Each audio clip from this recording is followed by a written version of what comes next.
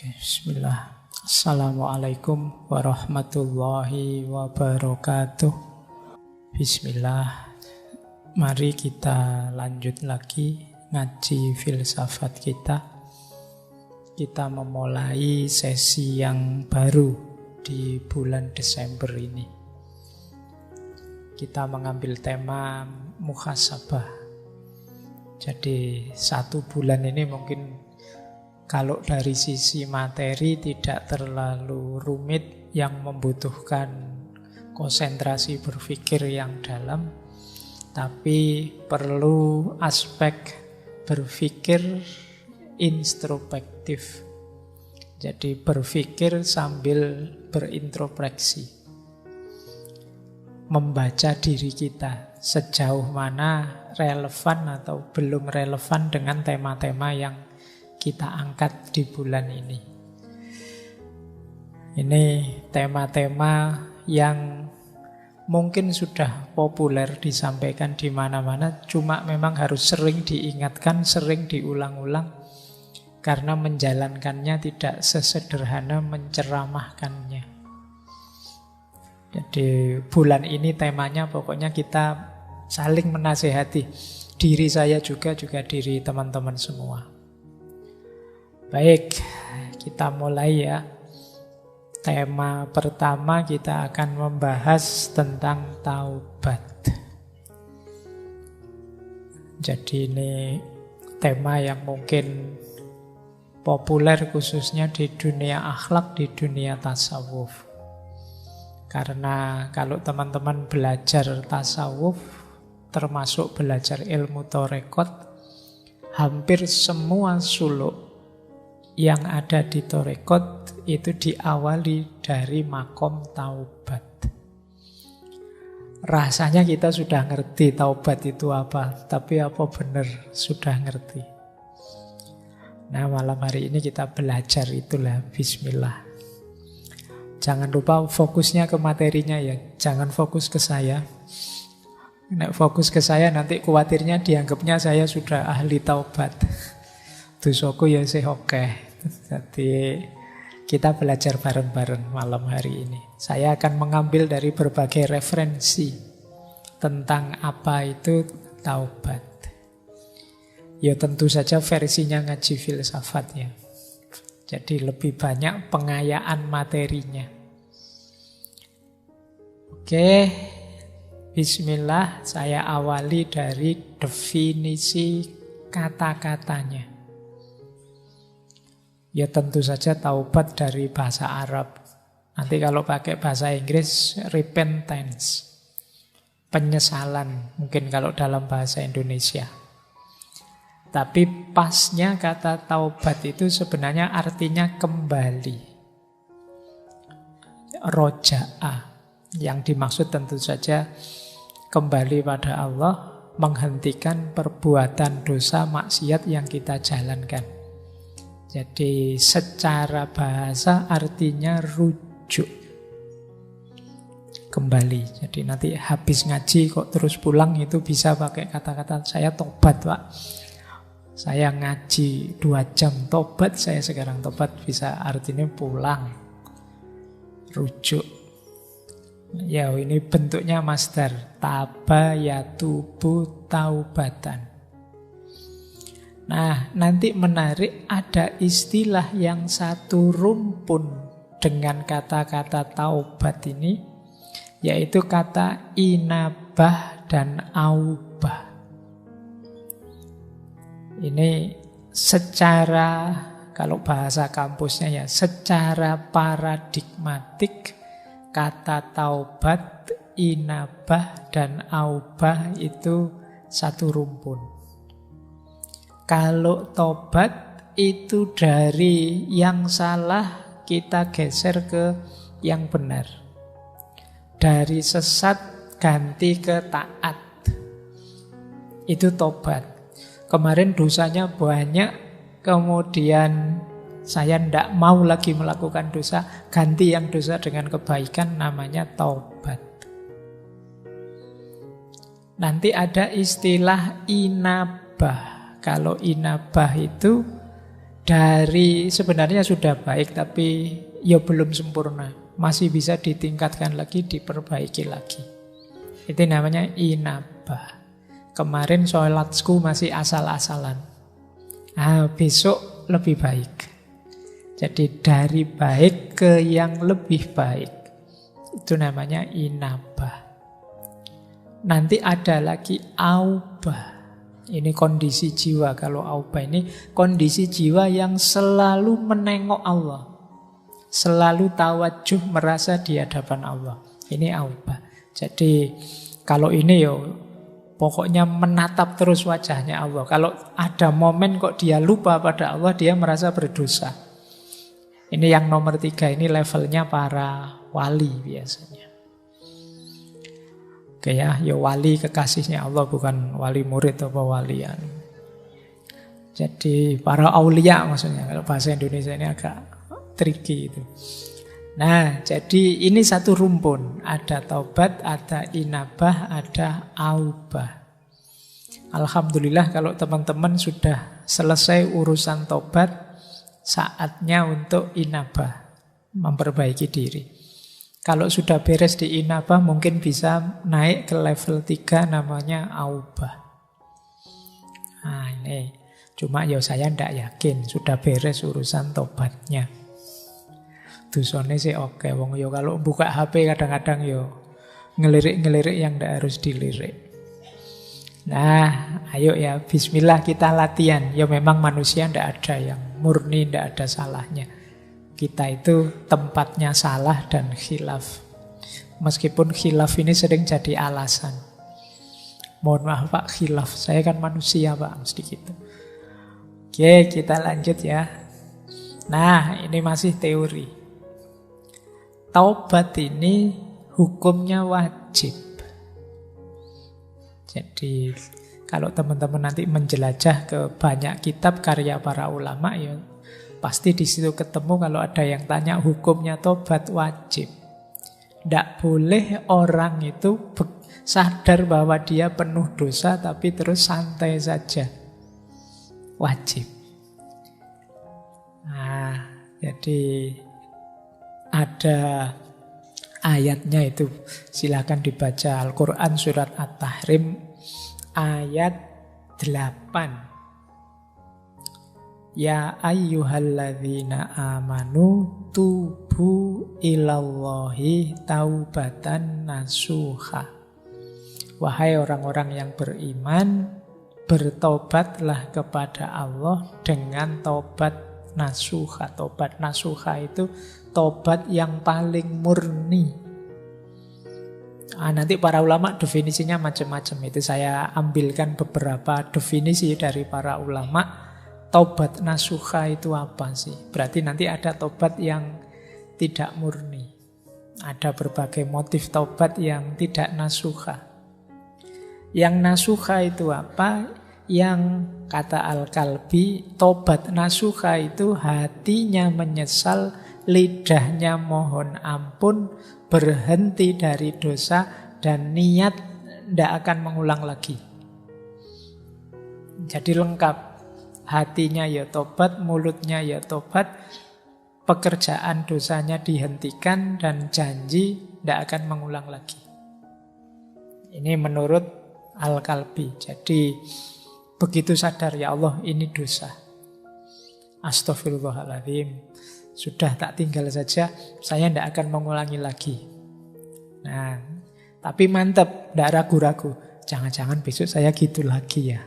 Saya tidak percaya dengan diriku sendiri. Itu berarti belum mantap. Mantaplah nawa itu, pokoknya saya tidak akan mengulang lagi ke sana. Nah, ini pendapatnya Al-Kalbi. Ada lagi Sa'id bin Zubair. Beliau mendefinisikan tobat nasuha itu tobat yang memenuhi 3 syarat. Tobat sambil takut, tobat sambil berharap, dan memulai hidup baru dalam ketaatan. Jadi ada takutnya, ada harapannya, dan siap untuk mengganti gaya hidup. Dari gaya hidup penuh dosa, jadi gaya hidup penuh ketaatan. ini berarti nasuha. Tidak hanya harapan saja. Kalau harapan saja nanti sembrono. Biasanya orang itu kalau isinya rojak saja jadi sembrono. Allah Maha Pengampun kok. Allah itu sayang sama kita. Tenang saja, sembrono. Atau tidak ada harapannya, isinya takut saja. Bayangannya neraka, wah saya itu. Nanti membuat orang putus asa. Harus imbang. Ketakutan diimbangi dengan harapan. Tapi juga diwujudkan dalam perbuatan. Nah, gaya hidupnya harus ganti. Jadi tidak ada ceritanya, katanya kamu sudah tobat kok kembali lagi ke sini. Ayo besok tak tobat lagi lah, gampang. Nah, itu berarti tidak serius tobatnya. Jadi tobat itu ya memang ganti gaya hidup. Yang ketiga ada definisi dari Sa'id bin Musayyab. Tobat nasuha itu menasehati diri karena salah dan dirinya patuh dinasehati. Ini menarik definisinya. Menasehati diri sendiri. Dan manut. Kadang-kadang kita itu kan ngomong ke diri kita sendiri, dibantah-bantah sendiri. Yang bikin doamu tidak kabul, yang bikin cita-citamu tidak wujud, yang bikin keinginanmu tidak terlaksana, itu seringkali karena kamu sendiri yang bantah. Semoga saya bisa segera lulus dengan nilai terbaik. Tapi apa ya mungkin ya? Nilaiku bisa terbaik itu wong ya kelakuanku kayak gini, wong kamu sendiri yang bantah. Semoga setelah ini aku tidak buang-buang waktu sia-sia dengan main HP terus. Tapi terus kamu bantah sendiri, kuat tidak ya kira-kira? Ya tidak kuat, wong kamu sendiri sudah bantah dirimu sendiri. Jadi kalau di awal sudah macet ya tidak mungkin jalan sudah. Makanya Allah itu sebenarnya menegaskan ana inda dzonni abdi. Aku terserah persangkaan hambaku padaku. Jadi kalau kita merasa apa sih yang Allah tidak mampu, pasti Allah kalau menghendaki saya lulus dengan nilai terbaik ya bisa. Meskipun teman-teman nilainya sudah bagus-bagus yang sudah lulus selama ini, tapi kalau Allah menghendaki ya sopo ngerti tiba-tiba nilaiku perfect misalnya. Ya siapa tahu kalau Allah menghendaki. Nah ini definisinya Syekh Sa'id bin Musayyab. Kalau Ibnu Katsir mendefinisikan tobat nasuha itu tobat yang sepenuh hati sehingga jiwanya jadi murni, keburukannya terhapus. Nah ini definisi tobat nasuha. Jangan dihafalkan, tidak ada ujiannya. Kamu jalankan saja sekuasamu untuk bertobat ini. Saatnya mungkin mumpung ada momen akhir tahun, ayo latihan tobat yang benar. Nah, kita agak berpikir sekarang. Kenapa sih seperti saya bilang tadi, tobat ini dipentingkan. Kalau bahasa anak-anak hari ini mungkin diviralkan oleh para sufi, para ulama, di-mainstreamkan. Karena memang ini sangat penting, berkaitan dengan situasi, kondisi, hakikat hidup kita. Apa hakikat hidup manusia yang menuntut dia concern, perhatian dengan tobat? Yang pertama adalah kita ini punya kecenderungan khoto' wan nisyan. Jadi manusia itu punya fitrah bisa salah, bisa khilaf. Atau lebih ekstrimnya mudah salah, mudah khilaf. Dan itu tidak perlu saya suruh ngaku, kamu sudah ngerti sendiri bahwa manusia itu mudah salah, mudah khilaf. Jangankan yang tidak sengaja, yang kamu sengaja itu loh banyak. Dan kamu nyaman-nyaman saja. Apalagi dosa yang sendirian tidak ketahuan orang. Waduh, kok lupa tadi belum sholat maghrib? Tidak apa-apa, tidak ada yang tahu. Kalau sama Allah tinggal tobat saja. Jadi kecenderungan jiwa banyak begitu. Manusia itu makhalul khoto' wan nisyan. Oke, ini ciri pertama. Kenapa kemudian orang fokus untuk bertobat? Sadarilah, tidak ada manusia yang bersih. Maka manusia itu tidak pantas, tidak kompatibel kalau dia sombong. Ya ibaratnya komputer itu kalau diisi program sombong itu tidak cocok. Dia akan crash. Saya yakin kalian juga tidak akan kerasan kalau dekat dengan orang yang sombong. Kenapa? Kesombongan tidak kompatibel dengan manusia. Karena manusia itu makhluk khotok wan nisyan. Orang yang gampang salah, gampang keliru, kok sombong, tidak pantas. Kayak tidak punya dosa saja kan gitu. Setiap orang pasti punya salah, punya dosa. Makanya kalau teman-teman kok tiba-tiba sampai pada momen harus konflik dengan orang, mungkin terdorong untuk maki-maki orang, menyalah-nyalahkan orang, menyesat-nyesatkan orang, ayo kembali dulu pada diri kita. Emangnya aku tidak pernah salah?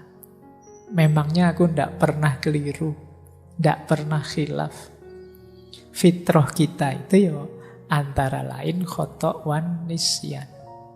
Ada sisi itunya, maka taubat penting. Makanya istighfar itu setiap hari, setiap habis sholat disunahkan. Berarti dosa kita itu hitungannya tidak harian, mungkin jam-jaman. Jangan-jangan menitan, jangan-jangan detikan. Jadi kalau kalian muhasabah mungkin bukan minggu ini saya salah apa, tapi jam ini saya salah apa? Atau jangan-jangan menit ini saya salah apa ya? Dari berangkat ke masjid ngaji sampai sekarang dalam masjid kira-kira saya ada salah enggak? Perbuatan mungkin tidak, tapi pikiranku ada salahnya enggak? Ada kelirunya enggak? Ada negatifnya enggak? Mungkin jangan-jangan tadi sudah sebelum jam 8 sampai sini, Pak Faiz kok enggak datang-datang sih? Katanya on time. Muslim yang baik itu menetapi waktu. Kok yo jam 8 lebih belum datang-datang. Pikiranmu bilang begitu. Nah, ayo coba. Jangan-jangan dosamu tidak mingguan, tidak harian. Jangan-jangan jam-jaman. Jangan-jangan menitan. Jangan-jangan detikan. Setiap kali kamu buka HP itu mungkin dosamu bergeraknya detikan. Jadi pulsanya naiknya cepat. Detik ini buka gambar itu nambah, detik selanjutnya buka apa lagi nambah lagi. Manusia makhlul khotok wan nisyan. Itu pun ditambah karakter kedua, kecenderungan kedua manusia apa? Tidak mau disalahkan. Orang itu biasanya kalau disebut salah, ditunjuk sebagai salah, tidak mau. Karena manusia punya fitrah kebenaran, jadi dia merasa gelisah kalau terbukti salah. Atau ditunjuk bahwa kamu salah. Padahal mungkin memang kamu salah. Itu kan yang membuat sering ada konflik orang ngantri misalnya. Orang ngantri tiba-tiba nyerobot. Terus dimarahi, mbok yo jangan nyerobot. Kadang-kadang dia malah nyolotnya lebih kuat. Padahal dia yang salah. Kenapa? Orang gelisah. Kalau disalahkan, ditunjukkan kesalahannya. Jadi manusia itu tidak mau disalah-salahkan. Makanya kalau kalian ingin jadi orang bijaksana, kalau menasihati orang, menunjukkan salahnya orang, lebih baik di situasi diam-diam yang tidak ketahuan orang. Karena manusia punya kecenderungan ego, tidak mau disalahkan. Itulah mengapa perintah bertobat itu diulang-ulang. Ayo tobat. Ayo tobat. Itu karena kalau dibiarkan kamu tidak ngaku kalau kamu salahmu banyak. Jadi ini kecenderungan kita yang kedua. Ya kalau kita bisa mengalahkan ego, kemudian saya tidak apa-apa kok Pak kalau orang kritik menunjukkan saya salah, berarti kamu hebat. Tapi sebenarnya sebagian besar orang tidak senang, tidak nyaman kalau dibongkar salahnya. Padahal dia sendiri tahu itu salah. Sampai kadang mencari, kalau kayak minggu lalu, defense mechanism. Wah, kamu kok nonton video-video kayak gitu? Terus Alah ngapain sih ngurusin hal kecil kayak gini, yang dosa lebih besar banyak itu, yang korupsi itu, yang kamu malah lari kemana-mana. Karena tidak ingin yang salah itu kamu, biar orang lain saja yang salah. Nah ini kecenderungan kita. Kadang-kadang karena saking tidak bisa mengelaknya, terus kamu lempar kesalahan, nyari kambing hitam ke yang lain. Saya dosa kayak gini ya jangan salahkan saya. Ya yang kayak gini nih harusnya mbok diblokir sama pemerintah, mbok tidak usah dibolehkan tayang, mbok aja kamu malah nyalahkan itunya. Padahal yang nafsu kamu. Nah ini ciri kedua, maka perintah tobat itu diulang-ulang terus. Yang ketiga, nah ini juga lanjutan yang kedua sebenarnya. Seringkali kita itu melakukan pembenaran. Kalau bahasa hari ini normalisasi kesalahan yang kita lakukan. Wajar Pak, manusia begitu. Saya manusia normal Pak, makanya ada salah-salahnya dikit kayak gitu. Dinormalisasi. Kamu kok sering bolos? Ya biasalah Pak, anak muda. Kayak tidak pernah muda aja Bapak ini. Kamu normalkan yang salah. Nah ini penting kamu ingat-ingat. Itu yang dimaksud Imam Ghazali. Pikiran kita itu sebenarnya bukan raja. Dia hanya panglima perang yang kuat saja, yang disuruh-suruh oleh hati kita. Jadi kita itu sering tidak mencari kebenaran, tapi mencari pembenaran. Makanya kalau kita dengerin YouTube, kalau kita mencari ustadz yang kita sukai, kalau itu mesti yang kita cari yang cocok dengan kebenaran yang kita yakini selama ini. Kita kalau bahasanya Sartre dulu, kita hanya ingin mendengarkan gema suara kita. Itu mengapa di ngaji filsafat ini saya lari ke barat, lari ke timur, ke Jawa, tak puter-puter kemana-mana, biar kamu luas. Biar kamu tidak hanya mendengarkan gema suaramu. Biar tidak hanya pembenaran yang kamu cari, tapi juga kebenaran. Karena cirinya manusia memang selalu mencari pembenaran. Nah kalau kamu sadar, kalau salah ya salah, jangan memberi pembenaran, kan berarti kamu terbuka untuk bertobat. Ya ternyata saya memang kemarin keliru, saya memang salah. Dan ini tidak gampang pada manusia. Mungkin mulutmu tiap hari istighfar, tapi istighfarmu kan tidak mantap, tidak sepenuh hati. Karena kamu punya argumen yang kamu lakukan itu tidak sepenuhnya salah. Yang keempat, kenapa kita harus sering bertobat? Diri manusia ini punya beberapa perangkat yang sifatnya dual. Dual itu punya dua sisi. Kalau bahasa Al-Quran, fujuroha wa taqwaha. Ini yang membuat kita bisa khilaf. Misalnya, nafsu makan itu bagus, tapi ketika kita berlebihan dalam makan, dia berubah dari takwa jadi mungkar. Nafsu seks itu manusiawi, tapi kalau kita melampiaskannya tidak di jalur yang benar, ya dia dari takwa jadi mungkar. Ada dual. Mata ini bisa jadi sumber pahala, bisa jadi sumber dosa. Tanganmu juga begitu, kakimu juga begitu. Ini namanya dual karakter. Sehingga kalau tidak hati-hati ini kecampur-campur. Itulah mengapa kita penting bermuhasabah. Jadi benar sih kamu buka HP-nya, HP WA Al-Quran kamu ngaji, tapi kamu lupa tiba-tiba muncul iklan orang yang bajunya minim misalnya. Harusnya astagfirullah, tapi alhamdulillah. Terus kamu sadar, tidak boleh sebenarnya saya lihat, dosa aku misalnya. Nah ini sering keselip-selip, kecampur-campur. Kenapa? Karena karakter perangkatmu yang diberikan oleh Allah, memang ini jalanmu untuk bisa menikmati hidup di dunia ini. Kalau tidak hati-hati bisa menggelincirkanmu. Disitulah gunanya kamu sadar harus siap sedia untuk selalu bertobat. Nah, terus yang kelima, yang terakhir ini godaan. Sekeliling kita itu banyak sekali godaan. Jadi kalau pakai istilahnya bulan lalu ya, jadi segala yang kita temui itu sebenarnya nantang kita. Mau kamu apakan? Nah, ini godaan.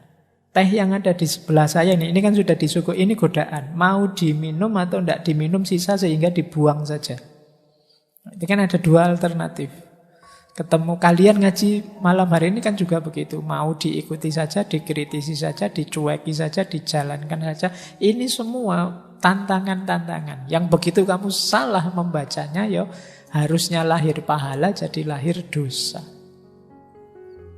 Apalagi ada makhluk yang oleh Allah diberi izin khusus untuk menggoda kita, menyesatkan kita. Nah, kalau ini ada dalilnya. Ini saya ambil dari hadis yang terkenal sekali, diriwayatkan oleh Imam Ahmad. Saya tulis Arabnya saja, belum sempat terjemahannya. Semoga kalian masih bisa membacanya. Jadi satu ketika Rasulullah bersabda, Inna syaitona qala, setan berkata, wa izzatika ya Rabbi la abrohu uwi ibadaka madamat arwahuhum fi ajsadihim. Jadi ini setan berkata di depan Allah, demi kemuliaanmu wahai Tuhan, aku tidak akan berhenti menipu manusia, hamba-hambamu, selama ruh masih ada di jasad mereka. Jadi selama kita masih hidup, ya setan akan selalu menggoda. Tapi terus Allah membalas, wa izzati wa jalali la azalu aghfiru lahum mastaghfaruni. Demi kemuliaanku dan keagunganku, aku juga akan senantiasa mengampuni mereka selama mereka mohon ampun. Jadi kita hidup ini dikepung godaan, belum lagi dorongan dalam diri kita, sehingga kita mudah sekali tergelincir dalam dosa. Tapi jangan khawatir, Allah siap menerima kapanpun kita mohon ampun. Ini sebenarnya intinya kajian tentang taubat itu di situ. Baik, jadi ini dasarnya mengapa kemudian perintah taubat itu di mainstream, diutamakan. Karena kita tidak bisa kemana-mana kalau masih kotor jiwa kita, diri kita dikepung, terisi oleh kekeruhan dosa. Makanya orang-orang sufi itu punya rumus takholli, tahalli, dan tajalli. Takholli itu mengosongkan diri, membersihkan diri. Karena sebelum diri kita bersih, dia tidak akan bisa takhalli. Takhalli itu diisi dengan kebaikan. Kenapa tidak bisa diisi dengan kebaikan? Karena diri kita masih kotor. Sering saya ilustrasikan, wadahnya kotor. Kalau wadahnya kotor, diisi yang bersih pun, yang bersih kan jadi kotor. Kalau gelasnya mengandung racun, kemudian diisi air susu, yang terjadi kan susu yang terkontaminasi racun. Bukan racun yang jadi susu. Jadi membahayakan kita. Itulah mengapa kadang-kadang kan sering saya ceritakan itu, ilmu itu baik, tapi kalau masuk dalam jiwa yang kotor, yang masih banyak dosa, banyak maksiat, bisa saja kehilangan kebaikannya. Jiwa yang penuh kebencian misalnya, kemasukan ilmu, ya ilmu itu akan dipakai jalan bagi dia untuk menjatuhkan yang dia benci. Ilmu dipakai jadi jalan untuk meruntuhkan orang yang dia dengki. Jadi ilmu yang harusnya menebar manfaat, maslahat, berbalik jadi jalan merusak. Nah, ini logikanya. Maka langkah awal yang penting memang takholli, pembersihan diri, taubat. Kalau diri masih belum bersih, masih sulit kalian mengambil manfaat-manfaat dari keutamaan-keutamaan hidup. Baik, saya lanjutkan. Nah, sekarang kita belajar dari Imam Ghazali dalam Ihya. Kata Imam Ghazali, taubat itu melibatkan 3 variabel. Yang pertama ilmu, yang kedua hal, yang ketiga amal. Ilmu itu ya pengetahuan kita tentang mana yang dosa, mana yang tidak, mana yang maksiat, mana yang tidak, mana yang diperbolehkan, mana yang tidak, mana yang menghalangi, menjauhkan kita dari Allah, mana yang tidak. Ini ilmu. Banyak orang dosa tapi tidak tahu karena ilmunya kurang. Maka variabel tobat yang paling awal itu ilmu. Semakin luas ilmumu, semakin paham tentang tata perilaku, ya kamu akan semakin ngerti mana boleh, mana tidak boleh. Kalau sudah tahu, sudah masuk level ilmu, baru kemudian akhwal atau hal, kondisi jiwa. Kondisi jiwa yang bagaimana yang mendukung taubat, yang jadi variabelnya taubat, yaitu kondisi jiwa yang menyesal. Jadi menyesal itu ya rasanya kok kecewa sekali saya kemarin melakukan itu. Itu namanya menyesal. Mungkin teman-teman pernah melakukan dosa tapi kangen. Tahu itu dosa tapi kok tidak menyesal ya Pak. Pengen sebenarnya kayak gitu lagi. Tapi kok ya tidak boleh ya. Nah, ini namanya halnya masih belum. Ilmunya kamu sudah tahu bahwa itu tidak boleh, tapi jiwamu masih belum cocok. Masih ingin mengulang yang lama, yang sekarang sudah berlalu. Saya tahu itu tidak boleh Pak, tapi kok ya terkenang-kenang ya Pak. Tidak ada menyesalnya. Nah, berarti memang kondisi jiwamu belum siap untuk tobat. Ayo diatur biar tahu kemudian sadar sehingga menyesal. Kalau sudah menyesal baru kelihatan di tindakan. Berhenti saat itu juga dan berjanji tidak mengulangi. Kalau tidak ada penyesalan biasanya sulit masuk ke amal ini. Kalau tidak ada ilmu sulit juga masuk ke hal. Jadi ada ilmu, ada hal, ada amal. Ini 3 rangkaian yang harus terpenuhi dulu. Jadi ternyata memang apa-apa itu ya dasarnya ilmu. Makanya jangan berhenti belajar. Kita ini seringkali merasa tahu sesuatu, sehingga agak malas untuk belajar tentang satu hal tertentu misalnya, karena sudah merasa tahu. Padahal mungkin kalau didalami, ternyata saya banyak tidak tahu juga ya. Mungkin setelah kajian malam hari ini kamu baru tahu, ternyata yo luas juga kalau membahas taubat. Ngertimu selama ini taubat itu yang penting menyesal terus tidak mengulangi kan itu aja. Tapi kalau diteorikan ternyata bisa luas. Itulah istimewanya ilmu. Semakin tambah ilmumu, semakin mudah kamu menata apa yang harus kamu lakukan, apa yang jangan dilakukan. Maka ilmu jadi penting, jadi kunci untuk apapun. Jadi taubat pun perlu ilmu.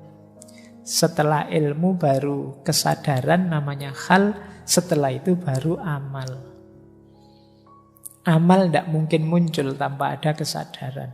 Kesadaran tidak mungkin muncul tanpa ada ilmu.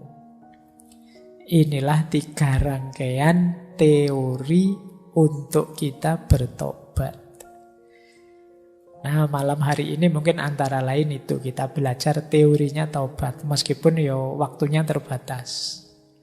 Kita mungkin sekitar 2 jaman membahas ini. Itu pun sebenarnya masih banyak yang harus saya lewati, saya skip. Kamu sudah ngantuk-ngantuk tapi ternyata juga masih banyak yang belum masuk. Iya. Baik, ya gimana lagi? Itu luasnya ilmu. Padahal ini masih ilmunya manusia. Kata Al-Quran, ilmunya manusia itu setetes air di tengah samudra kalau dibandingkan ilmunya Tuhan. Bahkan kalau dilipat gandakan 7 kali, samudranya pun ya levelnya masih setetes air. Baik. Nah, kalau ini yang sederhana, saya ambilkan dari Riyadhus Shalihinnya Imam Nawawi. Tidak apa-apa ya, malam hari ini kita menjelajah karya-karya para ulama. Kita ambili yang tentang taubat. Kalau tulisan ini mungkin kayak footnote-footnote-nya. Nah, kalian yang tertarik ya jangan berhenti di ngaji ini. Kamu buka sendiri kitabnya. Tadi ada Ihya, sekarang Riyadhus Shalihin. Kalau ini terkenal, teori ini syarat-syaratnya orang tobat. Nah, ini sederhana. Yang pertama berhenti. Jadi tidak ada ceritanya tobat itu, saya sudah tobat Pak tadi, tapi ini saya selesaikan dulu ya Pak, biar tuntas dosanya, tidak begitu. Iyo, saat itu juga harus berhenti. Eman-eman Pak, filmnya baru setengah jalan, tidak harus berhenti. Nah, terus menyesal. Jadi berhenti kok tidak ada menyesalnya, ya belum utuh tobatnya. Dan yang ketiga, berjanji tidak mengulang lagi. Ini untuk dosa-dosa yang tidak ada hubungannya dengan orang lain. Nah, mungkin kamu dosa telat sholat, dosa apalah ya, pokoknya tidak berhubungan dengan orang lain. Tapi kalau ada hubungannya dengan orang lain, rumusnya 1, 2, 3 tadi plus kembalikan haknya orang lain. Jadi kalau kita mengambil hartanya, kembalikan sejumlah yang kita ambil. Kalau kita memfitnahnya, ya minta maaf. Kalau kita menghibahnya, bilang terus terang dan minta maaf. Nanti ada rumus selanjutnya sebenarnya. Pak, saya ngambil haknya orang, tapi orangnya sudah tidak ada. Atau saya sulit menjangkaunya Pak. Itu dulu zaman saya kecil, punya tetangga jualan, terus saya ngambil apanya gitu. Ada enggak yang di sini begitu? Lagi belanja apa, iseng ada permen nganggur ya tak ambil. Misalnya, itu zaman saya kecil loh Pak, zaman itu.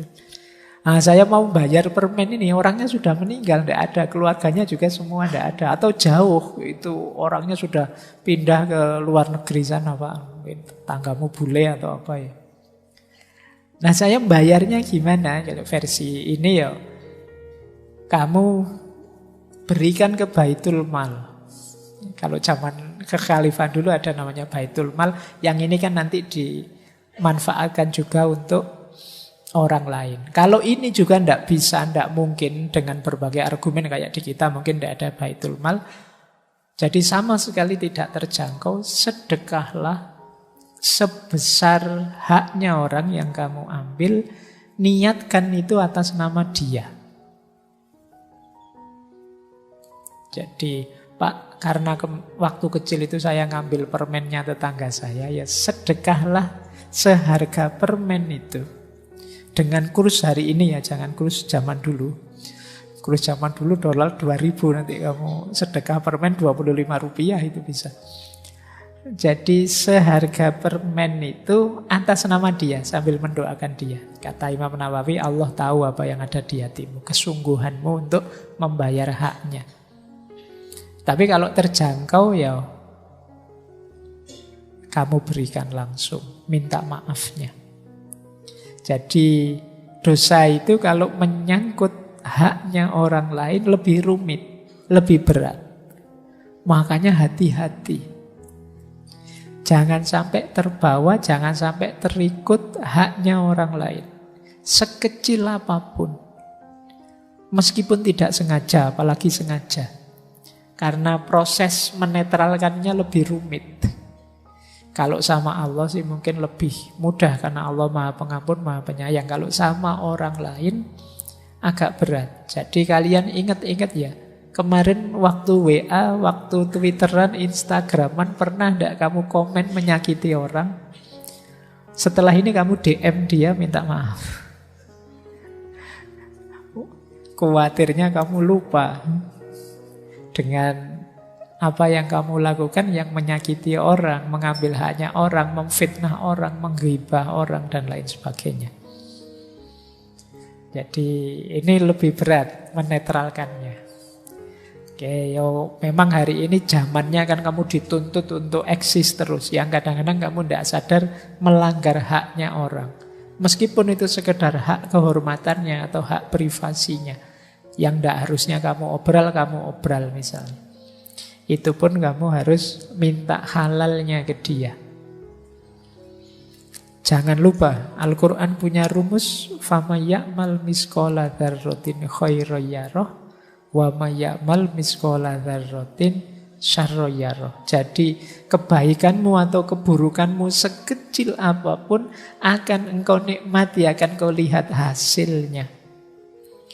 Jadi sebelum ada efek buruk dari perbuatan buruk terjadi, ayo dinetralkan dengan taubat ini. Ya yang terjangkau, ya dijangkau. Yang tidak terjangkau, dicari gantinya. Seperti sedekah tadi. Baik, saya lanjutkan. Jadi ini syarat-syaratnya taubat. Nah, kita belajar lagi nyari footnote yang lain, nyari wawasan lain. Saya bawakan 2 pendapat tentang jenisnya taubat. Yang pertama dari Sultanul Aulia Syekh Abdul Qadir Al-Jilani. Yang kedua dari Syekh Ibnu Athaillah As-Sakandari yang menulis kitab Hikam. Kalau menurut Syekh Abdul Qadir Jilani, tobat itu ada 3 jenis yang sifatnya level. Ada tobatnya orang awam, ada tobatnya khawas, ada taubatnya khawasul khawas. Taubatnya orang awam itu tentu saja dari dosa, dari maksiat. Berarti dia masih sibuk dengan maksiat dan dosanya. Nah, ini level kita. Alhamdulillah kalau kita sudah ada di level ini. Meskipun ini level paling rendah kan namanya sudah level taubat. Banyak orang yang masih ragu-ragu mau taubat. Yang kedua level khawas. Kalau level khawas ini tobat dari ghaflah. Ghaflah itu hati yang lalai dari Allah.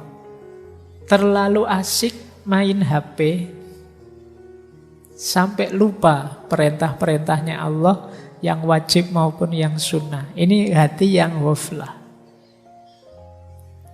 Ghaflah itu hati yang lalai. Nah, untuk di yang kedua ini ini sebenarnya level lebih tinggi daripada awam. Kalau orang-orang ini sebenarnya tidak lagi sibuk dengan dosa dan maksiat. Fokusnya sudah pada hidup yang fokus pada Allah saja, tapi kadang-kadang masih lupa, masih lalai. Jadi ibadahnya lengkap, dosa-dosa tidak dijalankan, tapi kadang-kadang lupa dengan yang utama-utama. Nah, karena asiknya misalnya sampai lupa sholat sunnah, karena asiknya main HP, karena asiknya ngobrol, karena asiknya aktivitas kegiatan apa, sehingga lalai dari Allah. Nah, ini namanya ghaflah. Orang tobat karena ini itu level 2. Kalau kita kan misalnya asik main HP lama, itu kan bagi kita biasa saja, Pak. Yang penting kan sholat 5 waktunya lengkap. Yang penting kan saya zakat, saya puasa, dan tidak melakukan dosa.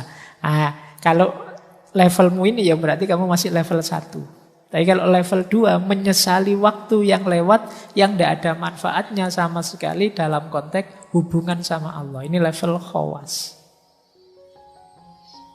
Nah, ini juga tidak gampang. Kalian level 1 saja ya, konsentrasinya dulu. Nggak usah tinggi-tinggi, wong yo level kita itu ya masih biasa-biasa. Kadang-kadang kan kamu keduren mikirnya membayangkan dirimu koyok para wali. Baru, ya Allah, aku kok tidak ingat kamu ya tadi. Alah, mbok wis ora dosa wis apik. Jadi jangan masang standar terlalu tinggi, belum makommu. Setahap demi setahap. Ya meskipun saya tidak tahu, jangan-jangan ada wali beneran yang hadir malam hari ini yang sudah khawas, mungkin yang sudah khawasul khawas. Kalau khawasul khawas ini batinnya sepenuhnya 100% fokus pada Allah saja. Kalau dia berpaling sebentar saja merasa berdosa. Ini khawasul khawas. Jadi, yo itu tadi ya, mungkin kita belum nuntut kalau mikir ke situ. Ini tidak bisa dicapai hanya usaha kita saja. Ini sebagian besar adalah anugerahnya Allah. Kondisi jiwa yang selalu tawajuh pada Allah itu kalau dalam dunia tasawuf adanya di akhwal. Akhwal itu anugerahnya Allah. Yang kita bisa hanya melakukan semampu kita. Mungkin 20-30%-nya, sisanya Allah yang memberi. Jadi ayo fokus di makom kita saja dulu, biar kita tidak sibuk dengan salah, dosa, dan maksiat. Kemudian jenis, kalau versinya Syekh Ibnu Athaillah As-Sakandari, jenis tobat itu ada dua. Ada tobat inabah, ada tobat istijabah. Tobat inabah itu tobat yang dasarnya takut. Kalau istijabah itu tobat yang dasarnya malu. Nah, malu sama Allah ya, takut sama Allah, bukan sama yang lain. Jadi kata Syekh Ibnu Athaillah, orang awam seperti kita itu biasanya tobatnya dasarnya takut. Namanya inabah. Takut besok disetrika di neraka. Takut besok, ya ketakutan takut nanti Allah mengirimkan bencana kalau saya banyak dosa, takut. Nah isinya banyak ketakutan-ketakutan. Makanya terus tobat, ya Allah saya jangan dihukum, saya jangan disiksa. Takutnya pada Allah. Nah ada lagi orang yang lebih tinggi makomnya, taubatnya namanya istijabah, malu. Hidupku ini sudah diberi aneka anugerah oleh Allah. Diminta sedikit saja untuk beribadah kepadanya, itu pun tidak aku penuhi, malah tak isi dengan dosa-dosa, menjauh darinya. Malu aku. Jadi malu ini levelnya lebih tinggi dari takut. Kalau malu, biasanya otomatis orang tercegah dari dosa. Kalau takut kadang-kadang kalau ada alasan yang menetralisir ketakutannya, ya takutnya selesai. Takut Pak saya masuk neraka, terus karena kamu belajar filsafat, terus kamu mikir neraka itu beneran ada enggak sih Pak? Neraka, terus kamu mikir-mikir sendiri, kamu cari alasan-alasan sendiri, ya enggak perlulah takut neraka, Allah itu maha penyayang, wis tambah kumat nanti dosamu. Nah ini dasarnya takut. Tapi kalau malu enggak, malu itu membuat orang tercegah. Makanya ada hadisnya Nabi itu kan, kalau engkau tidak malu ya lakukan segalanya. Yang bisa ngerem kita itu malu. Jadi maka yo kalau level kita sudah tinggi, nanti kita tidak melakukan dosa itu karena malu sama Allah. Ini kalau dalam tasawuf, orang yang makomnya sudah muraqabah. Orang yang punya kesadaran dilihat Allah terus. Ini levelnya muraqabah namanya. Jadi ada tobat inabah, ada tobat istijabah. Ada level awam, ada level khawas, ada level khawasul khawas. Baik, kita lanjutkan ya. Saya tidak tahu kamu kerasan apa tidak tema kayak gini. Jangan-jangan kamu sudah panas ini. Kalau ketemu tema-tema suruh tobat, suruh waduh Pak ini. Tobat saya Pak. Terus, nah ini menarik. Saya ambil dari Syekh Abdul Qadir Jailani. Dari kitab beliau, Hunyah. Al-Hunyah li Thalibil Haqqi Azza wa Jalla. Indikator kalau kita tobat diterima atau tidak. Nah ini Syekh Abdul Qadir Jailani punya teori menarik. Kita kan tidak tahu tobat kita diterima atau tidak, tapi kelihatan dari implikasinya dalam diri kita. Saya yakin teman-teman yang rajin wirid, zikir itu tiap hari tobat lewat istighfar kita. Tapi coba dicek, kalau pakai teorinya Syekh Abdul Qadir Jailani ini, indikator istighfarmu, tobatmu diterima apa? Yang pertama, lisan kita terkendali. Dari yang tidak manfaat, ghibah, mencela, dusta. Zamannya beliau mungkin belum ada medsos, jadi tak tambahi lisan dan jempol kita terkendali. Jadi kita sangat hati-hati kalau ingin bicara atau kalau ingin posting sesuatu yang bersinggungan dengan orang lain. Kita ngomong yang manfaat-manfaat atau yang ghibah-ghibah atau yang mencela atau yang dusta.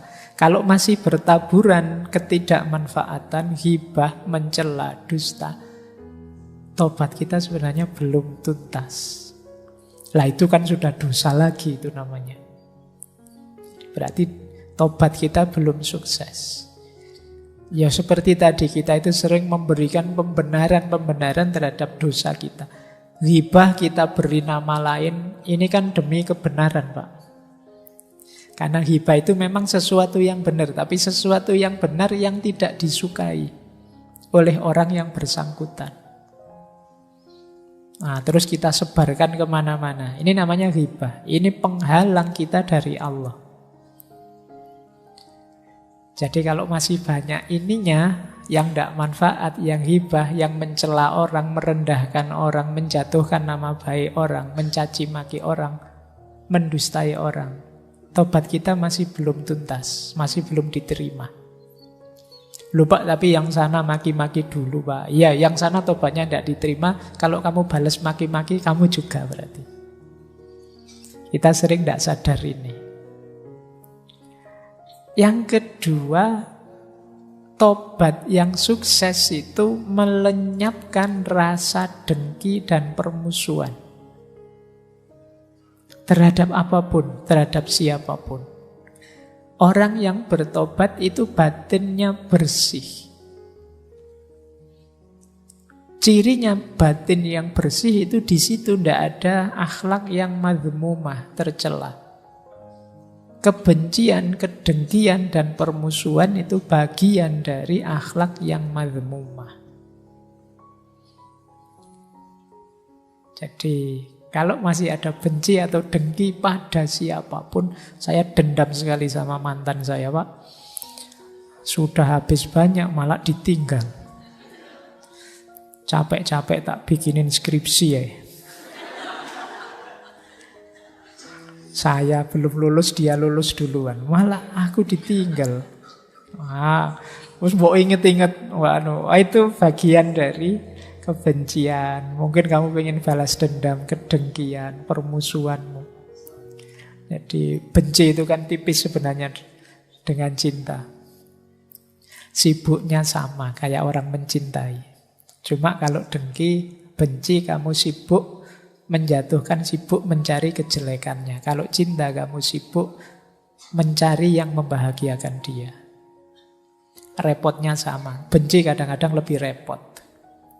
Makanya kata Imam Ghazali, di antara jalan muhasabah, kalau kita kesulitan muhasabah yang baik seperti apa, wong kita tidak punya kemampuan berpikir sendiri, ambillah pelajaran dari musuh saja. Orang yang benci kita, orang yang dengki kita. Karena biasanya orang yang benci kita itu sibuk mencari kesalahan kita. Alhamdulillah loh, kita dicarikan salah kita di mana. Kita mencari sendiri tidak bisa. Jadi bahagialah kalian yang hatersnya banyak. Jadi kalau kamu punya banyak haters kan itu tiap hari kan kamu diserang terus. Kamu salah ini, kamu salah itu. Alhamdulillah tidak capek-capek muhasabah, sekarang tahu salah-salahku di mana, kelemahanku di mana. Oke, jadi manfaatkan itu ya. Kamu kadang-kadang stres sendiri gara-gara haters. Yo lumayan kamu dapat, tidak usah bayari orang untuk bantu kamu. Dia sudah mencarikanmu salahmu di mana, kurangmu di mana. Yang ketiga, ini menarik kata beliau, Syekh Abdul Qadir Jailani, cirinya orang yang tobatnya diterima, itu hatinya kuat dan siap meninggalkan kawan yang memberi pengaruh buruk. Ini kalau diterjemahkan pakai bahasanya anak-anak hari ini, bisa menjauh dari toxic people. Jadi kalau ada teman kok toksik, ditinggal saja. Nah, ketika kita tidak bisa meninggalkan teman-teman yang toksik, yang memberi pengaruh buruk ini, ya berarti memang tobat kita tidak akan tuntas. Ya kita kena pengaruh buruk terus, ya kita rusak terus. Jadi hindarilah orang-orang tipe ini. Meskipun terlanjur, Pak teman dekat ya Pak teman. Ya teman ya tetap teman, kan tidak harus tiap hari nyampur. Tidak harus deket tiap hari. Jadi belajarlah LDR-an. Meskipun hanya dengan teman. Apalagi teman yang toksik. Jadi yang merusak saja, yang menyulitkanmu saja. Karena ya kalau temanmu sangat berpengaruh padamu, sementara pengaruhnya negatif, ya sulit kamu menuntaskan aktivitas tobatmu. Yang keempat, indikator tobatmu diterima itu rasanya kamu belum siap mati terus. Maksudnya apa? Kamu merasa kurang terus. Wah, ini masih belum imbang, amalku masih belum banyak, dosaku masih lebih besar. Jadi mati rasanya kok belum siap terus. Bukan belum siap mati karena saya belum kawin ya Pak. Saya belum, bukan itu. Belum siap matinya karena merasa amalku belum cukup. Kebaikanku masih kalah banyak dengan keburukanku, dengan dosaku. Nah ini berarti kalau kita masih merasa begitu, indikator bahwa tobat kita sudah mulai beres. Sudah mulai sungguh-sungguh. Belum siap mati, menyesal terus, ingin mohon ampun terus. Nah, jadi ini 4 indikator diterimanya taubat. Menurut Syekh Abdul Qadir Jailani dalam kitab Hunya. Nah ini coba dicek ya, nanti introspeksi dalam diri kita. Apa dalam diri kita masih ada output yang sifatnya tidak manfaat, merusak, menyakiti orang, dusta pada orang. Kemudian masih ada tidak dalam diri kita rasa dengki, rasa permusuhan, rasa dendam pada siapapun. Kemudian circle kita masih circle yang positif enggak? Atau jangan-jangan isinya orang toksik semua? Atau jangan-jangan kita lah si toksik itu? Lebih parah lagi. Jadi kalau besok kok tiba-tiba temanmu menghindar semua, jangan-jangan yang toksik itu aku. Tobatmu harus lebih serius berarti. Nah yang keempat, ayo coba dikalkulasi, kamu siap enggak kalau saat ini juga kamu dipanggil oleh Allah? Apa dosamu sudah bersih? Apa amalmu sudah imbang untuk mengimbangi dosa dan maksiatmu? Baik, kita lanjutkan. Nah, ini dari Imam Ghazali sebenarnya. Saya terjemahkan pakai bahasa yang lebih populer. Jangan menunda-nunda tobat. Bahaya. Bahaya yang pertama apa? Hatimu nanti keras. Kerasnya hati itu maksudnya ya dosa tapi tidak ada rasanya. Tidak ada rasanya itu maksudnya ya santai saja kamu. Hatimu keras. Menyakiti orang tapi kamu malah gembira. Rasain dia. Dia mesti sakit itu hatinya kalau saya ngomong ini tadi. Itu kalau kamu seperti itu hatimu keras sudah. Mas mbok yo tobat. Nanti dulu Pak, nunggu dia hancur dulu baru saya tobat. Ya kalau hatimu terlanjur keras, menjinakkannya susah, melembutkannya kembali susah.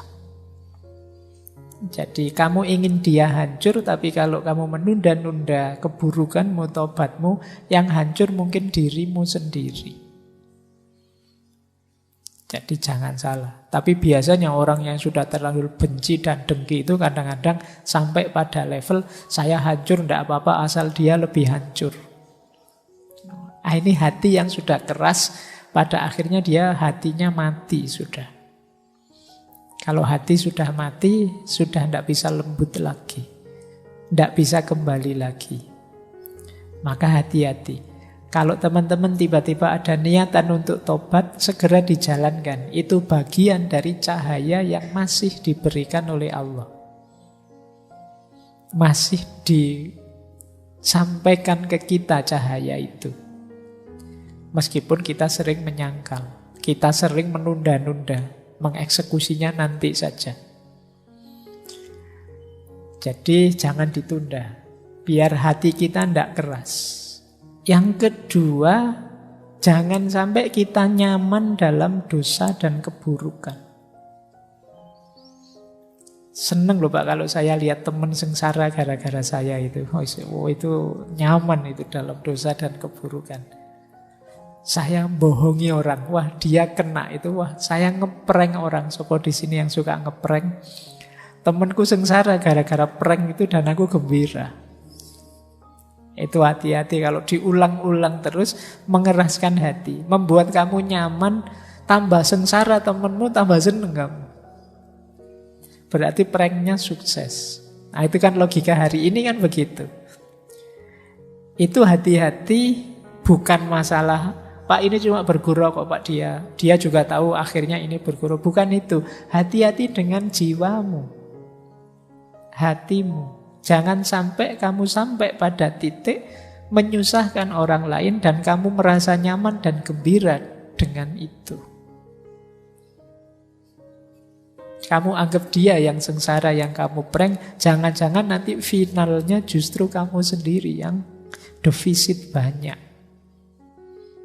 Dengan kerasnya hatimu, nyamannya jiwamu dalam keburukan. Jadi kalian harus ngerti nanti ya sampai di titik mana batas jiwamu bisa menolerir itu. Karena kalau tidak, kamu sendiri yang rusak. Sampai nanti yang ketiga itu istilahnya apa? Lenyap dalam dirimu sense of guilty, rasa bersalah. Orang itu kalau sudah lenyap rasa bersalahnya, selesai dia jadi manusia.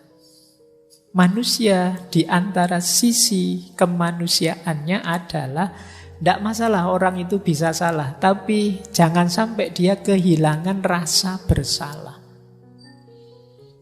Kalau sense of guilty-nya hilang, kamu bisa jadi psikopat. Dosa tapi senang, dosa tapi bangga. Nah, ini berarti kamu kehilangan sense of guilty. Kadang-kadang kan ada orang yang menyakiti orang, tapi begitu dia tahu, wah ternyata aku ini hebat ya, masih bisa menyakiti orang loh aku ini. Itu namanya sense of guilty-nya hilang. Jangan sampai kamu sampai pada titik ini ya. Oke, yo kamu mungkin mahasiswa apalah yang kamu sering salah, tapi ndak apa-apa orang itu bisa memang khotok wan nisyan. Kalau ingat segera tobat, tapi jangan dinormalkan. Kalau kamu normalkan nanti rasa bersalahmu hilang. Mungkin karena kepepet kamu nyontek misalnya pas ujian, ndak apa-apa sih kalau ndak ketahuan ya. Kalau ketahuan ya urusannya kamu dihukum. Tapi tetap kamu pegangi dalam dirimu bahwa sebenarnya aku tidak boleh seperti ini. Ini namanya sense of guilty. Pastikan dia masih hidup. Kalau dia sudah mati, kemanusiaanmu nanti juga akan mati. Oke. Nah, yang terakhir, kalau kamu menunda-nunda tobat, dirimu akan tambah lemah, tambah mudah tergoda. Jadi tambah rentan. Ini kalau bahasa kesehatan mungkin daya imunitasmu semakin rendah menghadapi godaan. Karena malah kamu anggap normal tadi. Jadi ya kayak pandemi ini loh, virus corona itu ya ada jalan keluar cepat sebenarnya. Kamu anggap saja hidup bareng virus itu normal. Selesai sudah pandeminya. Nah, dosa juga begitu. Kalau kamu nganggap, dosa tidak apa-apa lah Pak, ya sudah selesai. Kamu jadi orang yang hatinya mati tadi. Kehilangan sense of guilty, yang nyaman dalam dosa dan keburukan. Daya tahan spiritualmu lemah. Ini bahaya untuk sisi dimensi kemanusiaan kita. Baik, saya lanjutkan. Nah, ada teori menarik beberapa. Saya ambil dari kitabnya Imam Ghazali, Minhajul Abidin. Saya akan agak cepat ya, karena materinya ternyata masih banyak. Ini hal-hal yang tidak bisa disebut tobat. Nah, ini teori ya. Yang pertama, seperti yang saya bilang tadi, kamu ragu-ragu, masih maju mundur. Jangan-jangan besok saya melakukan lagi. Mas, tobat beneran? Tidak tahu ya Pak. Mungkin besok bisa begini lagi saya itu. Ini tidak termasuk tobat. Jadi tobat itu ya mantep hatinya meninggalkan dosa. Sudah. Untuk saat ini mungkin saya mampu Pak meninggalkan ini, tapi untuk besok-besok saya tidak yakin Pak. Wong yo hidup ini dinamis, ya sudah berarti kamu belum tobat. Masih membuka diri besok mungkin melakukan itu. Kuatkan saja tekad bahwa saya akan berjuang untuk tidak mengulang lagi, titik. Tidak usah dikasih embel-embel, hidup ini kan dinamis Pak, hidup ini kan plural Pak, macam-macam Pak. Kamu tidak jadi tobat sudah kalau kayak gitu. Saya tobat Pak, tapi kan yo lihat ruang dan waktunya Pak, situasinya Pak, konteksnya Pak. Yo wis aja tobat terus kakean dalil kamu.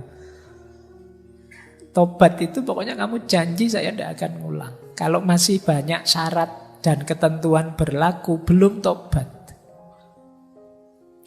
Yang kedua, tobat itu tidak termasuk tobat kalau dia meninggalkan dosa yang tidak pernah dia lakukan. Ya ini namanya bukan tobat. Gitu loh. Saya tidak pernah kok Pak meninggalkan, kamu tidak pernah tidak pernah zina, tapi saya ini kuat loh Pak. Saya bertobat dari zina. Kalau nggak pernah kamu lakukan, ya namanya bukan tobat. Tobat itu dari yang kamu lakukan. Jadi, wong nggak salah kok tobat. Nah, ini kata Imam Ghazali. Wah, itu kan kayak Indonesia itu sepak bolanya hebat loh. Brasil, Italia nggak pernah mengalahkan Indonesia. Ya memang tidak pernah tanding, ya tidak bisa kalah. Nanti kamu, wah Spanyol sudah tersingkir, mana lagi tersingkir. Indonesia tidak ada di daftar negara yang tersingkir dari Piala Dunia. Memang tidak lolos, ya tidak mungkin tersingkir. Oh, tidak pernah ikut lomba, ya tidak ada kalahnya. Jadi yang nomor 2 ini bukan tobat. Ada lagi yang ketiga, ini juga bukan tobat. Meninggalkan dosa tapi karena terpaksa oleh situasi. Ini juga bukan tobat. Misalnya zaman mudanya, wah dia tukang zina ini, ganti pasangan berapa saja. Sudah tua dia tobat. Kenapa? Sudah tidak kuat ngapa-ngapain sekarang. Jadi dia tidak begitu lagi. Oh, itu namanya bukan tobat, ya memang tidak kuat. Alhamdulillah Pak, saya sekarang tidak nyontek lagi. Wah bagus, ya memang saya sekarang sudah di DO, tidak kuliah sudah. Ya mesti aja tidak nyontek lagi, wong sudah tidak kuliah. Nah ini juga namanya bukan tobat. Wong kamu sudah tidak ada di arena itu lagi, jadi tidak mengulang bukan karena tobat, dipaksa oleh situasi. Mungkin nanti daftar kuliah lagi ya kumat lagi nyonteknya. Kakek-kakek tadi kalau diberi obat kuat mungkin ya kumat lagi. Jadi yang ini bukan tobat karena terpaksa. Jadi jenis ketiga ini bukan tobat. Yang keempat termasuk bukan tobat, meninggalkan dosa karena takut kepada selain Allah. Wah, sekarang sudah tidak sholat sendirian ya, ke masjid terus. Iya, pimpinan saya mewajibkan kalau zuhur harus ke masjid. Jadi ya karena ada SK-nya, bukan karena Allah. Nah ini juga tidak termasuk tobat. Kok sekarang kamu tidak maling lagi? Wah, sekarang polisi di mana-mana, khawatir masuk penjara. Ayo ndak maling bukan karena tobat kalau gitu, takut penjara. Jadi ada 4 hal kata Imam Ghazali yang itu tidak termasuk tobat. Taubat di luar rumus ini berarti. Ini untuk nambah wawasan saja karena kadang-kadang kan kita pakai istilah tobat itu umum saja. Pokoknya orang berhenti dari melakukan dosa yaitu tobat. Padahal ya dilihat dulu dalam situasi apa dulu. Baik. Nah, terus ada lagi orang yang beralasan, Pak, manusia itu kan memang manusiawi punya dosa. Bukankah tidak mungkin ada orang yang bersih 100% tanpa dosa? Jawabnya Imam Ghazali, ya. Seperti itu memang fitrahnya manusia. Tapi setidaknya orang yang sungguh-sungguh tobat itu jangan melakukan dosa secara sengaja. Ya kalau tidak sengaja misalnya di luar kontrol tidak masalah lah. Misalnya mungkin saya benar-benar niat tobat kok. Saya tidak akan bohong lagi. Tiba-tiba keceplosan bohong karena selama ini sudah terbiasa begitu. Ya minimal itulah yang tidak disengaja. Jangan secara sengaja. Bahwa tidak ada manusia yang bersih, iya. Tapi semoga khilaf dan dosa kita itu sesuatu yang tidak kita sengaja. Saya tidak niat ke sana kok Pak Yo. Kok iya sampai ke sana juga tanpa saya sadari. Nah, usahakan dosa-dosa kita itu minimal di level ini, di level yang di luar kesengajaan kita. Entah dalam hal apapun. Jadi jawabnya kalau ada yang tanya kan manusia itu manusiawi saja salah. Ya tapi jangan secara sengaja kamu melakukan kesalahan. Kalau secara sengaja melakukan kesalahan tidak manusiawi namanya. Ya kamu memang jarak kalau bahasa Jawanya. Kamu nekat, nerjang aturan. Baik. Ada lagi masih dari Minhajul Abidin ya. Ini problem-problem yang sering jadi alasanmu untuk menunda tobat. Kita sering beralasan seperti ini, Pak. Saya masih belum berani tobat, Pak. Saya khawatir nanti mengulang lagi dosa yang saya lakukan. Kata Imam Ghazali, kalau ada yang bilang begitu, bilang bahwa mungkin saja aku berdosa lagi di dosa yang sama, jadi tobatku ini tidak ada artinya. Saya belum berani tobat nasuha, Pak. Saya khawatir nanti dosa ini akan saya ulang lagi. Saya kenal benar kok Pak diri saya kayak gimana. Jawabannya Imam Ghazali gimana? Kalau ada orang bilang seperti itu, jawablah, sangkaanmu itu sebenarnya tipuannya setan. Dari mana kamu bisa memastikan nanti saya pasti kembali melakukan dosa itu? Kata Imam Ghazali, padahal ada loh kemungkinan lain, kamu tobat terus tiba-tiba kamu meninggal. Nah, kan tidak mengulang itu sudah.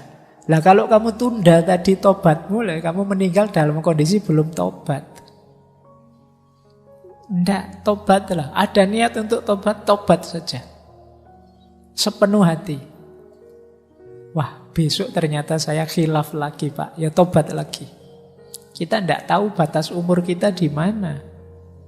Kata Imam Ghazali, setelah tobat mungkin kamu dipanggil pulang ke rahmatullah sebelum kembali mengerjakan dosa. Kalau seperti ini berarti kamu orang yang bahagia kan, bersih dari dosa, mati husnul khotimah.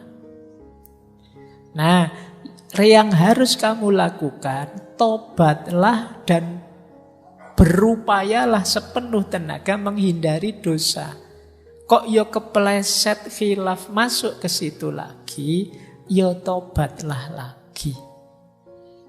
Asal kamu tidak menyepelekan, saya tobat sepenuh hati Pak, tapi besok secara sengaja saya ulang lagi biar nanti saya tak tobat lagi. Bukan begitu rumusnya. Setelah saya tobat, saya berjanji dan berusaha untuk tidak mengulang. Bahwa sebagai manusia kadang-kadang khilaf kepleset, segera saya tobat lagi. Istighfar lagi. Nah, bukan kok karena manusia itu tempatnya salah dan dosa, maka izinkan saya melakukan salah dan dosa. Bukan begitu. Kita sering rumusnya keliru. Jadi ini kalau ada yang tanya begitu ya. Jadi kalau ada, nanti saya mesti mengulang lagi. Loh, apa jaminannya umurmu masih panjang? Memastikan kamu mengulang lagi itu menafikan Allah dengan irodahnya. Kalau Allah menghendaki, apa susahnya membuat hatimu terbuka dan terjaga terus dari dosa. Baik, nah Imam Ghazali menjelaskan di antara jalan kita untuk melebur dosa-dosa dalam bertaubat adalah menggusur dosa dalam diri kita dengan kebaikan. Innal hasanat yudhibnas sayyi'at. Jadi space dalam diri kita ini terbatas kan. Maka biar kita tidak disibukkan oleh dosa, ayo menyibukkan diri dengan yang berpahala. Maka di antara menetralisir dosa, itu kalimat dari Imam Ghazali, misalnya hapuslah dosa minum arak dengan bersedekah minum minuman yang halal untuk orang yang membutuhkan. Nah, seperti minuman lezat yang disuguhkan pada orang-orang. Tebuslah, mungkin kamu terlalu sering mendengarkan headset, musik-musik, lagu-lagu, sehingga waktumu banyak terpotong oleh itu. Tebuslah dengan, kata Imam Ghazali, mendengarkan banyak bacaan Al-Quran. Jadi ya paling tidak skornya jadi 50-50 lah. Nah itu ruang dalam dirimu biar tidak isi yang negatif saja. Kamu dengerin Quran, dengerin majelis zikir, majelis ilmu, dan lain sebagainya. Kok kamu terlanjur makan riba, ya hapuslah dengan memperbanyak sedekah yang halal. Dan seterusnya, kata Imam Ghazali, meskipun menghitung dosa itu tidak pernah tepat, tetapi ini sekedar cara untuk mengimbangi saja. Jadi seperti mengobati penyakit panas dengan obat yang dapat menjadikannya dingin, agar keseimbangan yang diperlukan terwujud. Karena bila kelamnya hati karena dosa memuncak, tidak akan ada yang dapat menghapuskannya selain cahaya yang memancar dari ketaatan. Jadi kebaikan itu cahaya, sementara dosa itu kegelapan. Kegelapan yang ketemu cahaya, hasilnya adalah terang. Di kegelapan itu bukan gelap di yang terang itu. Kalau ada ruangan gelap gulita, cahaya masuk, ruangannya jadi terang, bukan cahayanya jadi gelap. Berarti apa? Kalau dosa itu kegelapan, maka hadirkanlah terang dalam dirimu yang penuh dosa itu. Hadirkan amal-amal kebaikan, ilmu-ilmu kebaikan yang itu cahayanya Allah, maka yang dosa tadi akan tergusur berubah jadi terang. Ini rumus dari Imam Ghazali. Imam Ghazali kan punya rumus dosa itu seperti titik hitam di kolbu kita. Orang yang banyak dosa itu batinnya, kolbunya itu seperti penuh dengan asap yang pekat, kata Imam Ghazali.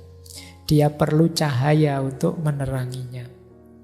Nah ini mungkin kalau hadis ya rumusnya innal hasanat yudhibnas sayyi'at tadi. Kebaikan akan menyingkirkan keburukan.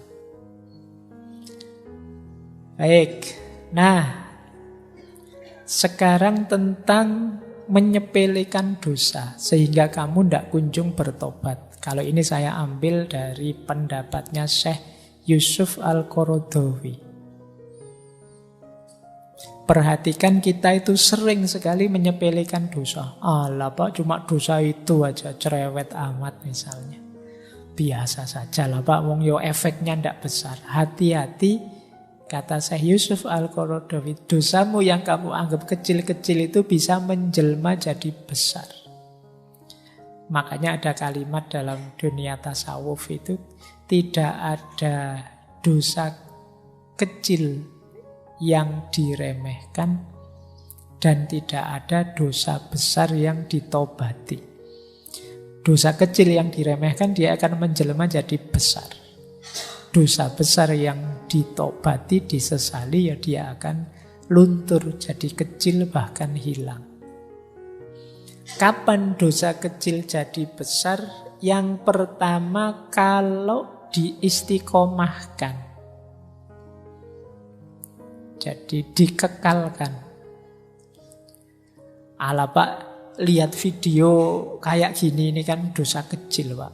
Kalau korupsi dosa besar. Jadi saya istiqomahkan tiap pagi biar seger lihat. Nah, yaitu lama-lama pasti akan menjelma besar. Karena pengabaianmu terhadap dosa itu menunjukkan ketidaktakutanmu pada Allah. Ya dia dosamu akan menjelma besar. Meremehkan Allah itu kan dosa besar. Yang kedua, menganggap remeh. Alah kayak gini saja kok. Alah wong cuma begini saja kok. Nah ini kamu anggap remeh. Ketika kamu anggap remeh, yang kecil jadi besar. Meremehkan kesalahan. Yang ketiga, senang mengejarkannya. Enak ya Pak. Nikmat ternyata dosa itu Pak. Ya wis. Jadi kamu menikmatinya. Orang yang menikmati tidak mungkin menyesali. Mungkin dia tahu itu dosa tapi ingin mengulangi. Karena kamu merasakan nikmatnya. Jadi pengaruhi jiwamu. Ketika mungkin kamu melakukan dosa, sadarkanlah jiwamu bahwa kenikmatan dari dosa itu palsu. Boleh kamu cari argumennya, silahkan biar tambah mantep, tapi sadarilah bahwa kenikmatan dosa itu kenikmatan yang palsu.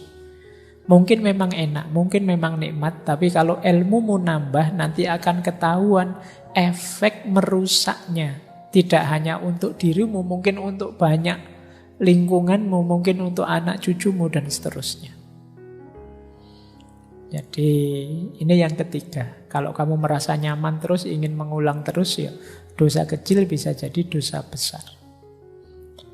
Kemudian dosa kecil bisa besar kalau kita merasa aman dari hukuman Tuhan. Ini nanti akhirnya ya jadi menyepelekan. Allah itu ya Maha Penyayang, Maha Pengasih. Aku kan aliran yang paling diridhoi oleh Allah. Jadi mesti selamatlah aku. Jadi peremehan-peremehan seperti ini membuat dosa yang kecil jadi besar. Ayo ya melatih jiwamu untuk tidak menganggap bahwa Allah mesti mihak aku lah. Wong aku ini orang dalam kok. Aku yang punya kuncinya surga. Wong kuncinya surga itu sudah dibagi-bagi pada semua orang, katanya la ilaha illallah itu miftahul jannah. Barang siapa yang akhir hidupnya la ilaha illallah masuk surga. Saya melakukan dosa apa saja ndak apa-apa lah Pak. Nanti terakhir-terakhir saya akan bilang la ilaha illallah. Menyepelekan. Jadi ya Islam itu ndak berat. Islam itu ndak rumit. Agama itu tujuannya memudahkan, tidak menyulitkan, tapi jangan diremehkan, disepelekan, sehingga kamu nabrak larangannya sambil menyepelekan. Ya seperti tadi rumusnya, bahwa manusia itu memang makhluk khotok wan nisyan, tapi itu bukan alasan engkau sengaja melakukan khotok wan nisyan. Kemudian yang kelima, dosa kecil yang dipamer-pamerkan. Nah, ini juga menunjukkan kamu bangga dengan dosamu. Saya tidak tahu, mungkin anak-anak muda hari ini lah kadang ya suka pamer aneh-aneh. Baru kali ini tahu rasanya ciu misalnya, whisky misalnya, terus dipamerkan di posting, dipamer-pamerkan. Wah, seneng aku nih pacar baru. Mau aja diajak kemana-mana, nginep juga oke misalnya. Terus kamu foto, kamu share fotonya kemana-mana. Dosa yang semula kecil bisa jadi besar. Kenapa? Karena kalau kamu pamer-pamerkan, ada kemungkinan orang lain niru. Wah, kelihatannya kok asik ya kayak temanku itu. Aku tak beli ciu juga misalnya. Yang kecil bisa jadi besar. Jadi jangan remehkan dosa kecil. Yang terakhir, dosa kecil yang dilakukan orang besar. Panutan. Orang terkenal. Orang yang followernya banyak. Ini juga bisa menjelma dosa besar. Kenapa? Dia ini diikuti orang. Followernya ratusan ribu, dia malah mukuli istrinya misalnya. Wah, ini berarti lumayan ternyata. Mukuli istri bisa viral ini. Wah, aku tak nyoba viral kayak gitu misalnya. Semoga tidak ada yang begitu. Tapi ingatlah kalau kalian public figure, di level apapun apalagi ulama, perbuatan kalian yang keliru, yang salah, yang dosa, itu diikuti oleh followermu. Ya alhamdulillah saya tidak punya follower. Aku tidak medsosan masalahnya. Jadi aman saya. Oke, kemarin baru ganti foto itu saja, itu pun bukan saya. Jadi hati-hati. Saya tidak tahu kalian mungkin ada yang public figure meskipun sekedar ketua kelas. Ya kan ketua kelas punya power di kelasnya. Hati-hati, dosa yang kecil kalau ditiru teman-temanmu sak kelas jadi dosa besar. Karena akumulatif. Misalnya bikin dosa besar, yuk kita bolos bareng-bareng ya, biar dosennya kapok misalnya. Itu kan kecil sebenarnya, tapi bisa jadi besar. Kamu ditiru temanmu sak kelas. Apalagi kalau kekuasaanmu level desa, level kecamatan, level kabupaten, level negara, level dunia ya. Engkau diikuti orang. Jadi jangan sembrono dengan dosa dan kesalahan. Nah, finalnya ini secara teori. Jadi tobat itu diawali pengetahuan. Kemudian dilanjutkan dengan kesadaran untuk berubah, didasarkan pada penyesalan, ditekadi untuk perbaikan. Perbaikan itu berarti berhenti menjalankan, membersihkan diri, dan memperbaiki. Ini rumusnya mirip takholli, tahalli, dan tajalli. Yang terakhir komitmen atau istiqomah. Kalau sudah geser ke arah kebaikan, istiqomahlah, komitmen di situ. Mungkin berat, Karena tidak sesederhana waktu tobat, komitmen atau istiqomah ini biasanya lebih berat. Makanya minggu depan kita bahas dulu istiqomah itu apa. Jadi setelah tobat, saatnya kita istiqomah. Ini sebenarnya ringkasan rumus dasar kalau kita ingin bertobat. Orang yang mau bertobat berarti orang yang sadar diri dan tahu diri. Bahwa kita ini manusia yang banyak khilaf, banyak alpa. Orang yang tidak mau tobat adalah orang yang sombong. Sebagaimana iblis. Iblis itu kan sombong. Merasa lebih tinggi. Merasa dia tidak salah pokoknya. Padahal sudah jelas-jelas salah. Nah, ini cirinya orang sombong. Sombong itu syirik kecil. Baik, jadi ini rumus dasarnya tobat. Buahnya tobat apa? Kalau ini efeknya. Jadi itu saya bawakan 2 ayat, silahkan nanti kamu cari terjemahannya. Surat Hud ayat 52 dan surat Nuh ayat 10 sampai 12. Ini 2 ayat ini menunjukkan janjinya Allah. Orang yang bertaubat itu akan diberi aneka ragam anugerah. Sebagaimana hujan dari langit. Kalian baca saja terjemahannya ya. Dicari. Tapi intinya, ini karena waktu saya tidak bisa menjelaskan detail. Buahnya orang tobat itu yang pertama adalah bersihnya diri. Jernihnya diri. Sehingga mampu lebih jelas menangkap kebenaran. Yang kedua, tenangnya diri. Dosa itu menggelisahkan. Jadi orang yang tahu bahwa dia berdosa itu biasanya hatinya tidak nyaman, tidak tenang. Ketika kalian mau bertobat, disitulah kalian ketemu ketenangannya hidup. Jadi tergantung kamu ingin mencari kesenangan atau mencari ketenangan.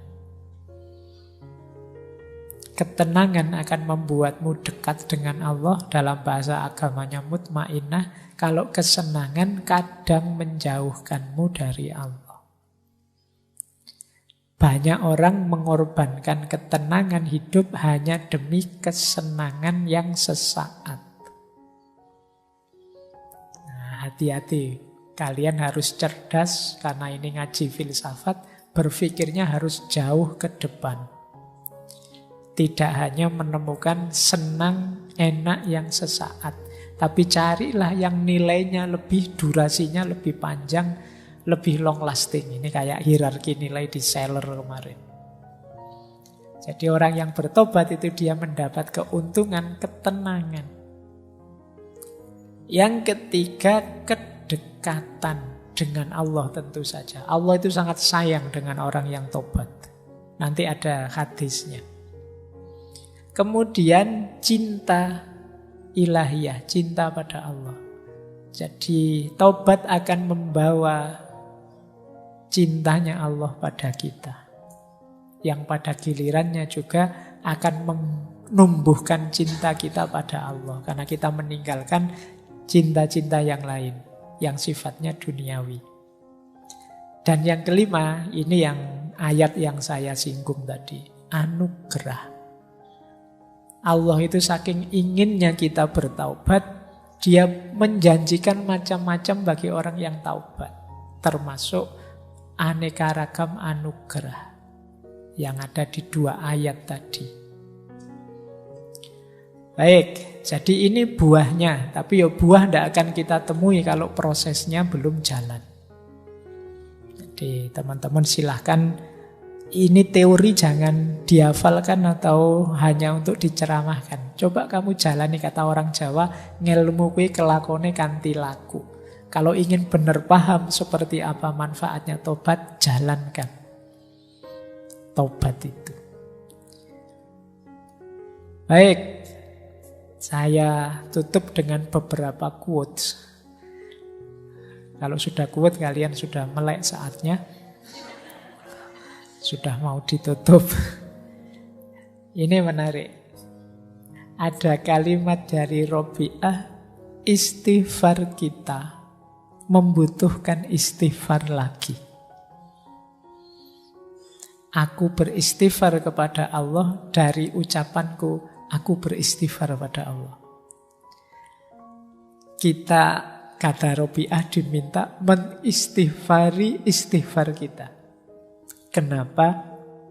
Istighfar kita selama ini banyak palsunya. Setiap hari, mungkin setiap habis sholat kita astaghfirullahaladzim. Kadang-kadang kaget pun yang keluar dari mulut kita astaghfirullahaladzim. Tapi istighfar kita tidak ada yang serius. Buktinya apa? Istighfar rutin tapi dosa juga jalan terus. Maksiat tidak kita rem sama sekali. Kesalahan tidak kita sesali sama sekali. Maka kata Robi'ah, aku beristighfar dari istighfarku sendiri.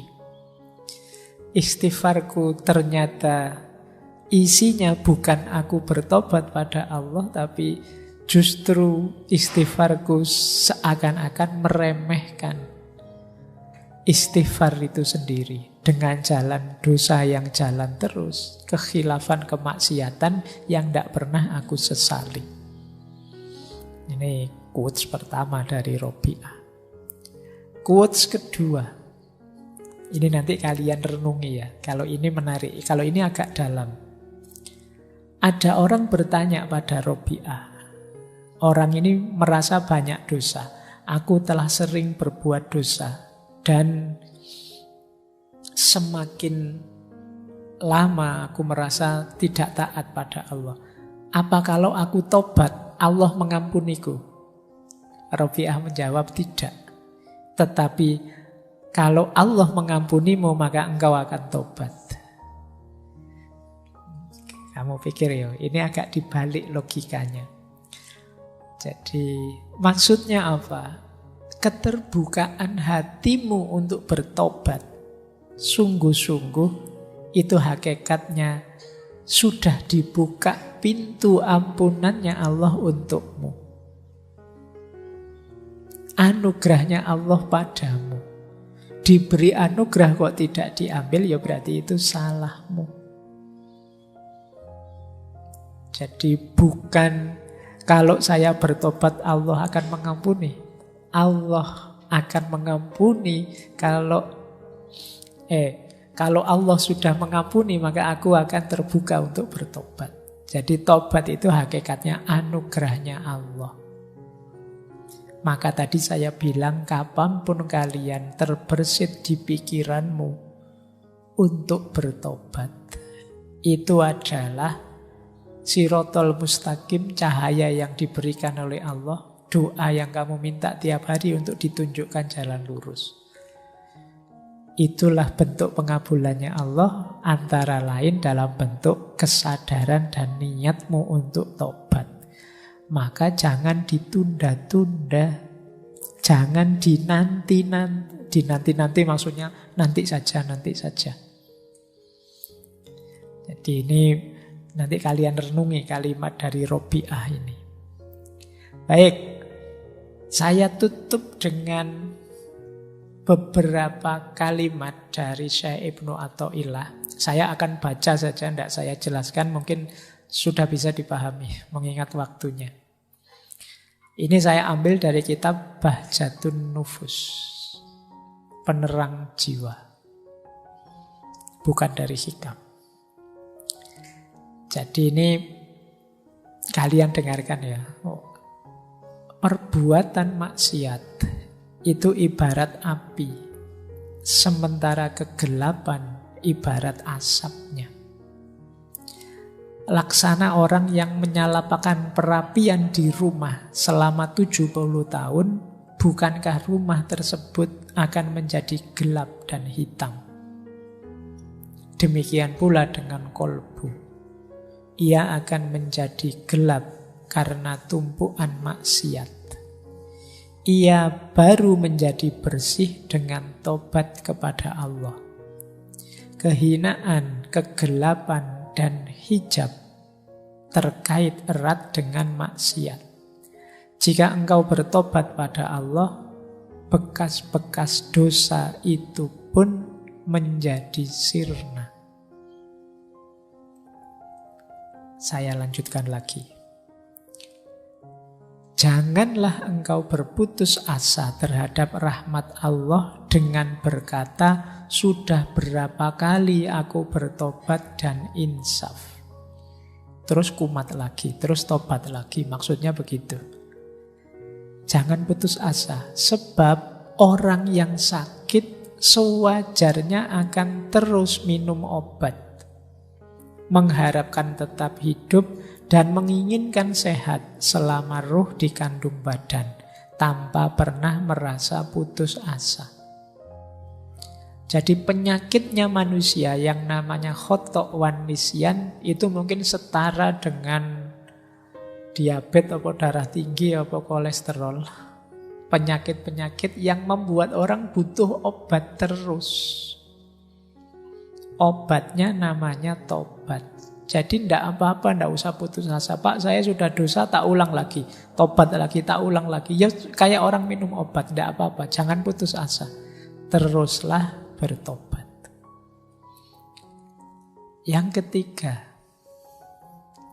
ketika seseorang hamba bertobat, maka rumahnya di surga merasa gembira. Demikian juga langit dan bumi, Nabi, juga Allah sendiri. Jadi ketika kita tobat, alam semesta sebenarnya bergembira merayakan tobat kita. Rasulullah bersabda, sungguh Allah jauh lebih bahagia karena tobat seorang hamba dibandingkan orang yang mengendarai untanya di padang pasir, tiba-tiba untanya tersesat dan menghilang darinya. Padahal di atas unta tersebut terhadap makanan dan minuman kepunyaannya. Akhirnya ia putus asa dan mendatangi sebuah pohon untuk merebahkan diri di bawah naungannya. Ia benar-benar putus asa dengan untanya.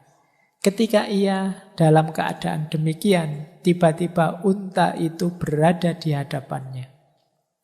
Ia pun segera meraih tali kekangnya, dan karena amat gembiranya sampai-sampai ia berkata, ya Allah, engkau hambaku dan aku Tuhanmu.